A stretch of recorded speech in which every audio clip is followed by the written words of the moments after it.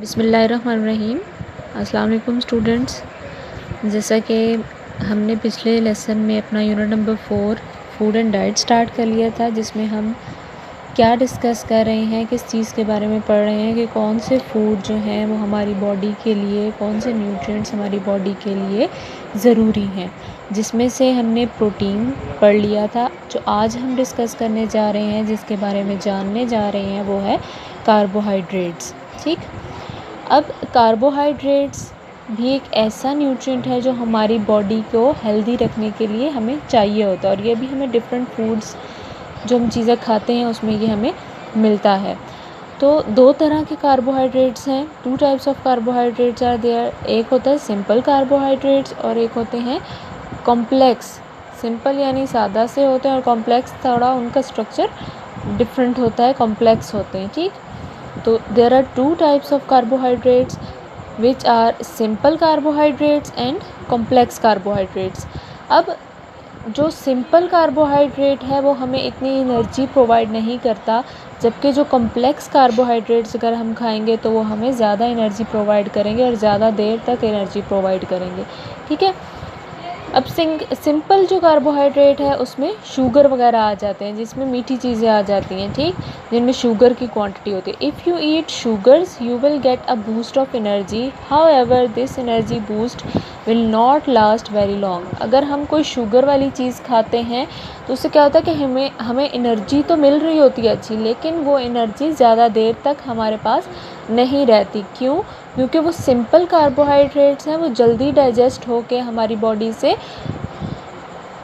Body में use हो जाती हैं, और उसकी एनर्जी जो है शुगर से मिलने वाली यानी सिंपल कार्बोहाइड्रेट से जो हमें एनर्जी मिलती है वो ज़्यादा देर तक नहीं रहती, कुछ टाइम तक रहती है। और उसके बाद हम फॉर एग्ज़ाम्पल अगर हम कोई शुगर वाली चीज़ खाएंगे तो फ़ौरी तौर पर तो हमें एनर्जी बूस्ट मिल जाएगा, लेकिन हमें क्या होगा कि थोड़ी देर बाद ही दोबारा भूख लगना शुरू हो जाएगी। क्यों? क्योंकि वो सिंपल कार्बोहाइड्रेट है और वो जल्दी डाइजेस्ट हो गया है, और जल्दी डाइजेस्ट होने की वजह से उसका क्या मतलब है कि सिंपल कार्बोहाइड्रेट जो है वो हमें ज़्यादा देर तक एनर्जी नहीं दे सकते। दूसरी तरफ कॉम्प्लेक्स कार्बोहाइड्रेट्स में स्टार्च आ जाता है। आलू की बात करें हम, पोटैटो की, उसमें स्टार्च बहुत ज़्यादा होता है। ठीक है, they also provide energy but the body takes a lot longer to digest starch than to digest sugar। अब कॉम्प्लेक्स है, एक मुश्किल सी चीज़ कह लें आप, एक कॉम्प्लेक्स स्ट्रक्चर होता है कार्बोहाइड्रेट्स का, तो इनको डाइजेस्ट होने में क्या लगता है, ज़्यादा टाइम लगता है, यानी ये हमारी बॉडी में ज़्यादा देर तक ठहरे रहते हैं। तो बॉडी में ठहरे रहते हैं तो इसका मतलब है इसकी एनर्जी भी हमें ज़्यादा देर तक हमारे अंदर मौजूद रहेगी। कॉम्प्लेक्स कार्बोहाइड्रेट्स हमें क्यों ज़्यादा देर तक एनर्जी देते हैं? क्योंकि इनको डाइजेस्ट होने में थोड़ा टाइम लगता है। This means that you will have more energy for a longer time if you eat food with starch rather than food with sugar. अगर हम कोई शुगर वाला फूड खा रहे हैं या स्टार्च वाला फूड खा रहे हैं तो कौन सा फूड हमें ज़्यादा देर तक एनर्जी देगा? स्टार्च वाला फूड। फॉर एग्ज़ाम्पल अगर मैं सुबह के टाइम पोटैटो खाती हूँ तो पोटैटो में बहुत ज़्यादा स्टार्च होता है। पोटैटो खाने से मुझे जो भूख है वो देर से लगेगी, क्योंकि वो एक कॉम्प्लेक्स कार्बोहाइड्रेट है और वो देर से डाइजेस्ट होगा।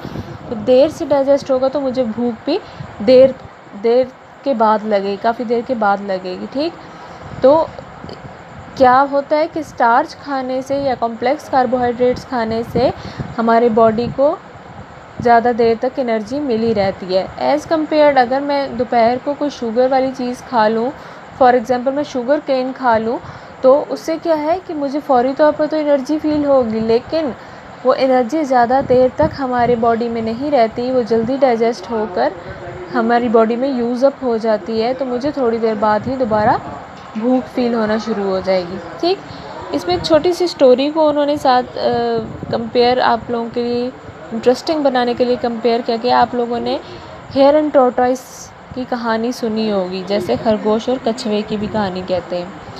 उसमें क्या था कि खरगोश और कछुए ने डिसाइड किया था कि हम रेस लगाएंगे।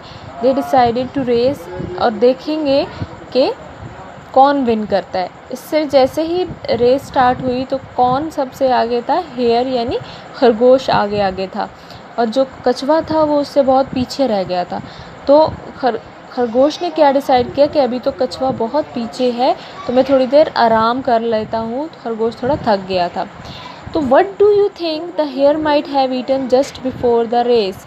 अब खरगोश थक गया था, वो आराम करने बैठ गया, तो आपको क्या लगता है कि उसने रेस से पहले क्या खाया होगा? कौन सा कार्बोहाइड्रेट लिया होगा कि वो फ़ौरन ही थक गया?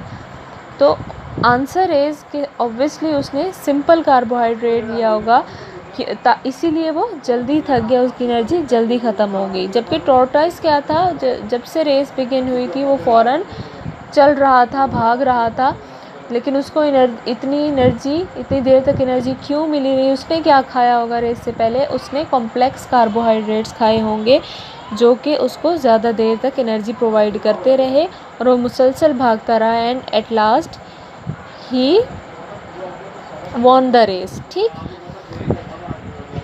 अब हम देखते हैं कि ऐसे कौन से फूड्स हैं जो कॉम्प्लेक्स कार्बोहाइड्रेट्स हमें प्रोवाइड करते हैं। तो इस पिक्चर में देखें, सबसे पहले पिक्चर है राइस की। राइस भी एक कॉम्प्लेक्स कार्बोहाइड्रेट है। उसको राइस भी अगर हम खा रहे हैं तो हमें ज़्यादा देर तक एनर्जी मिलेगी, यानी ज़्यादा देर तक हम बग़ैर खाए पिए रह सकते हैं, ज़्यादा देर तक हमारी बॉडी में ये कॉम्प्लेक्स कार्बोहाइड्रेट रहेगा। ठीक, फिर उसके बाद corn, potato, beans, carrots, apples and grapes, ये वो सारे फूड्स हैं जिनमें कॉम्प्लेक्स कार्बोहाइड्रेट होता है, यानी इनको डाइजेस्ट होने में टाइम लगता है, और यह हमें ज़्यादा देर तक एनर्जी प्रोवाइड करते हैं। इनकी एनर्जी फ़ौरन ख़त्म नहीं हो जाती। ठीक है, अब एक इन्फॉर्मेशन क्या है, not enough carbohydrates. What will happen if you will not take a proper amount of carbohydrates? If you don't eat enough food with carbohydrate, you won't have enough energy to do all the things that you need to do. खाना खाने से हमें ताकत मिलती है, और उस ताकत की बेस पर ही हम कोई ना कोई काम कर रहे होते हैं, चलते हैं, फिरते हैं, या जो भी हमारी ड्यूटीज़ हैं हम वो कर रहे होते हैं। अगर हमारी बॉडी में कार्बोहाइड्रेट्स की कमी हो जाएगी तो क्या होगा कि हम वो काम भी नहीं कर सकेंगे जो हमारे लिए करना ज़रूरी है। ठीक है, तो ये जो हम इस चैप्टर में डिसाइड करेंगे वो क्या होगा, डिस्कस करेंगे, वो क्या है कि ये सारे न्यूट्रिएंट्स हमेशा हमारी बॉडी को चाहिए होते हैं, ये सारे हमारी बॉडी को मिल रहे होंगे तब ही हमारी बॉडी जो है वो प्रॉपर वर्क करेगी।